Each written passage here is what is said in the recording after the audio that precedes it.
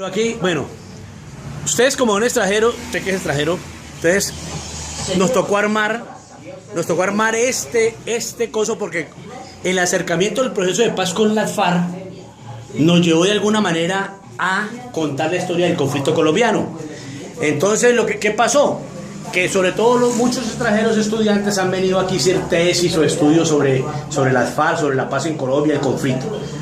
Y tuvimos que tomar la decisión de como un año de conseguir fotografías, de contar un poco la historia, sobre todo para los extranjeros, también para nuestra gente, para nuestros niños también, que casi no les interesa mucho, pero sobre todo más los extranjeros. Entonces comenzamos con Cristóbal Colón, 1492, todos los españoles que vinieron aquí a invadir, con los negros y a los indígenas primero, después trajeron los negros para que explotaran las minas y les ayudaran pues en muchas labores. En lo más y después de eso, entonces el primero que se rebeló contra los españoles fue un campesino colombiano de padre español y madre campesina, José Antonio Galán, que es el de la insurrección de los comuneros en Santander, el primero. Después ya sigue Simón Bolívar, que le sigue la posta, ¿no?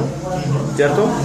Y después de Simón Bolívar pues siguen todas estas guerras, pero la más cercana entonces la tenemos en las bananeras, cuando los griegos entran acá a abusar del campesino, el que sembraba, que trabaja en las fincas bananeras, y los ponían a trabajar 15, 18, 20 horas, le pagaban cualquier cosa. Entonces los mineros se organizaron, los bananeros se organizaron, los campesinos, a exigir hombres pues que mejores tratos, y el resultado fue que el ejército colombiano el presidente Abadía, en concurso con los gringos, ordenó para que masacraran, golpearan y mataran a los campesinos. Entonces por eso se da la masacre de los campesinos gracias a la United Fruit Company de los gringos que vino acá. Después de eso, entonces en el 48 matan a Gaitán, ¿cierto? Y de eso se desprende la guerrilla liberales del Llano de Guadalupe Salcedo, y después de eso ya se da lo de las FARC, lo del ELN, EPL, Quintín Lame, porque están todos los movimientos guerrilleros que han estado en Colombia. Y esta parte de aquí ya es el proceso con las FARC, todo lo que ellos tuvieron, la ocupación de Marquetalia por el ejército, bueno, todo ese cuento. Y hay una cosa que a los extranjeros les parece muy preocupante y nos dice que nosotros somos tarados, somos medio cabezones. Entonces, estas fotografías esta de yo voto no al plebiscito, es una fotografía que para los extranjeros es muy dura, ¿cierto? De recordar eso, porque ellos dicen que cómo es que nosotros vamos a votar en contra de la paz. ¿Recuerda que el no ganó? Sí. Ganó por un poquito, pero ganó. Poco, sí. Pero ganó. Y entonces aquí pues ponemos eso porque eso es parte de la historia. Y todo lo de las zonas veredales, todo lo que se ha dado, lo de Timochenko, también para recordar las masacres, ¿no? Que esto no es la primera vez que pasa. Ya con las guerrillas liberales, en el gobierno de Rojas Pinilla, el dictador Rojas Pinilla había matado a Guadalupe Salcedo después de que se entregó, y ahorita ya comenzaron a matar muchos líderes, pero ya la FARC le habían exterminado como 3.000 hombres de la Unión Patriótica, y aquí está toda la historia. Pero entonces aquí venimos a hacer un cuadro comparativo en esta sesión, que es la Comuna 13 en Medellín, en una operación doble que se llama la Operación Orión y la Operación Mariscales. Entonces, esa Operación Mariscal y la Operación Orión sacan a los milicianos de las FARC de esa zona de la Comuna 13 a través, en conjunto con los paramilitares, como lo ven usted aquí, los paramilitares, los policías, en el gobierno de Uribe, y allá todavía hay más de 100 desaparecidos que están enterrados acá, en lo que le llaman las escombreras. Todavía están echando tierra y escombras hacia la Medellín, la Comuna 13. Y lo hacemos al lugar comparativo porque aquí en Siloé pasó algo similar en el 85 con la Operación Navidad Limpia.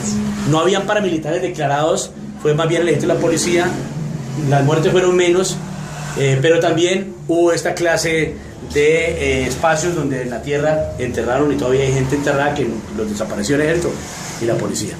Entonces, pero también después contamos aquí, este cuadro comparativo lo hacemos con Siloé, ahorita con lo del M19 en otra sesión lo contaremos, y aquí entonces ya pasamos los mafiosos a los paramilitares y todo el cuento, toda la transición de ellos. Sí.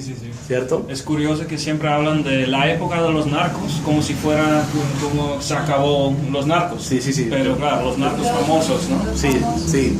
Y acá tenemos entonces el homenaje a los estudiantes caídos de centros universitarios, el monumento que está acá en Siloé, que llama el Monumento contra la Opresión, que fue hecho por el maestro Castañeda, que usted lo ven allá. Sido pagó 5 millones de pesos a este señor que lo hizo lo había hecho 50 años atrás, ya tiene como 60 años el monumento, y lo pudimos traer de Bogotá y él mismo lo restauró después de 50 años. Y era en memoria a los estudiantes que tenían que estar en el Parque de los Estudiantes. Y este es el maestro Álape, que fue coautor, un escritor famoso que estuvo exilado en Alemania. Bueno, y aquí pasamos directamente a lo del M-19. El M-19 que estuvo aquí en el territorio. Los niños vienen aquí y aquí hay un letrero que dice: por una mejor Colombia, dispara agua, que es vida. Atentamente las pistolas de agua, Fundación Nueva Luz. Y los niños pueden hacer el cuadro comparativo con las pistolas de verdad, escopetas, y aquí juegan. Miren todos esos de cerdo, y cogen los radios, hablan por los radios supuestamente, entonces no tienen ya pilas. Y al otro lado, aquí está lo de la Operación Navidad Limpia, que es comparado a la Operación Orión y Mariscal en Medellín, ¿cierto? Y estos son estos maniquíes en memoria de los civiles caídos en esa operación, sobre todo abuelitos que fueron asesinados por el ejército, y en algunas veces en las balas cruzadas de los mismos policías del mismo ejército. Y aquí tenemos a un policía emblemático, asesino, psicópata, que hacía las veces de justiciero, el Tombo Milton, ¿cierto? Que es historia. Ahí la gente nos critica por estas cosas, por ejemplo, ¿y ustedes por qué tienen esto aquí? ¿Por qué ustedes están haciendo apología a la violencia? No, estamos contando la historia para que no se repita. ¿Cierto? Esa es parte de los niños. Preguntan y le vamos contando. Les damos 20 minutos para que ellos jueguen con los disfraces, con los tambores, se meten a la mina, tocan los instrumentos, cogen las cámaras fotográficas a tomarse fotografías, el video a hacer video, y después de 20 minutos nos sentamos con ellos a hablar sobre la historia y ellos van preguntando a través de los elementos. Porque contarle la historia a un niño, yo que hablo tanto, en 3 minutos ya están dormidos. Entonces, con la simbología, aquí comenzamos a estrellarnos y comenzamos a preguntar: ¿qué es esto? Sí, ¿Esto qué es? Eso, el viper es para... Sí, hay varias clases de viper acá. Sí, para pero ustedes, llamada, ¿no? pero los jóvenes no saben qué es eso. Joven de 17, 18 años no sabe qué es eso. Sí. Y un niño sí que menos. Y los jóvenes más o menos distinguen esto. ¿Qué es esto? Los primeros celulares de Nokia. Ajá. Lo que los pelados llaman panelas. Pero un niño... Sí, pero un niño no sabe qué es eso. Sí. El niño está con los smartphones y todo ese cuento. Pero usted va muy contento. Mire cómo va acelerada la historia. Imagine todas estas cosas. ¿Esta colección de dónde salió? ¿De ahí? ¿De Mac? No, la gente lo ha dado. La gente lo va dando. Y hay fotógrafos que nos han traído aquí fotografías, cámaras. Pero la gente va llegando con cosas. Tenemos muchas cosas más para poner, pero no tenemos ese espacio. Entonces, pero con esto contamos la historia de no solamente de Siloé, sino del mundo en términos de la comunicación, cómo hay avanzada, ¿cierto? Y también lo pone en un escenario de que uno bota las cosas, no las conserva, ¿cierto? Las tira.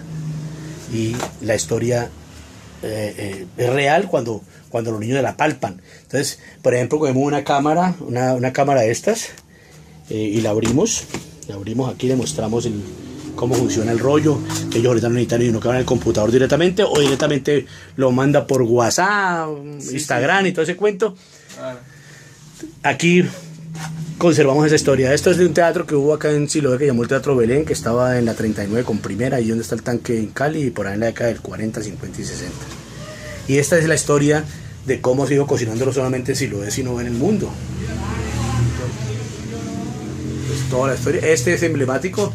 Estos tarros lo dieron en el 71, cuando la ciudad supuestamente cambió en dos.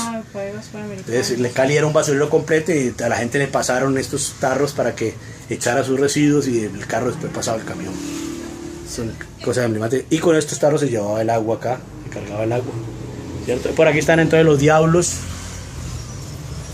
Están las otras cosas de los mineros. Está el primer televisor que hubo en Siloé. Este es el primer televisor que...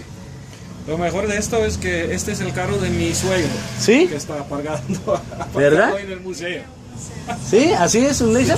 Él tiene un Ford Laser. ¿En dónde? ¿Tiene historia este también? No, ese es de la familia. Bueno, este es el primer teléfono que hubo en Siloé, lo tiene un italiano amalfitano, y el primer televisor que también tiene un italiano, que es el primero que tuvo una fábrica de vinos acá en Siloé. Y las demás cosas son cómo se llevaba el agua, las máquinas, los diablos, todas estas cosas con las que ha pasado la gente.